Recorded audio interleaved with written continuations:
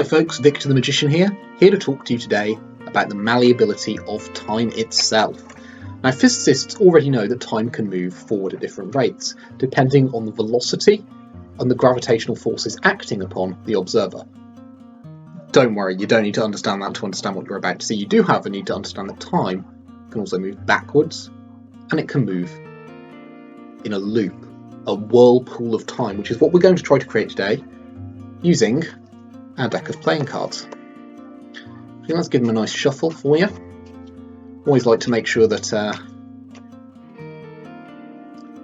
I'm playing as fair as possible. Now, in fact, I'm actually going to show you, before we even get started, I'm going to show you the faces of these cards so that you know that nothing odd is going on. They are all different. This trick doesn't work on duplicates or anything of that nature. Satisfied that everything's fair? Good, let's get started. See, this trick would usually work using two spectators, not just me on my lonesome, but since we don't have a couple of spectators, I'm just going to choose two random cards to represent our spectator selected cards, which in this case happen to be the 10 of clubs and the 6 of hearts. Now, these cards may not seem like anything special, but they are going to be the first cards in history to be caught in a self-perpetuating temporal loop.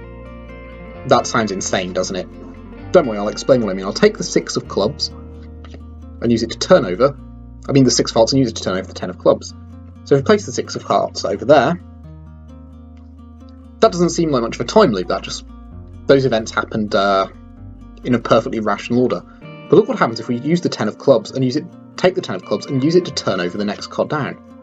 The next card down is the 6 of hearts, which we just put over there. So we'll take the 10 of clubs and we'll put it over there next to the card that should have been the 6 of hearts. So then we'll take the 6 of hearts and use it to turn over the next card down.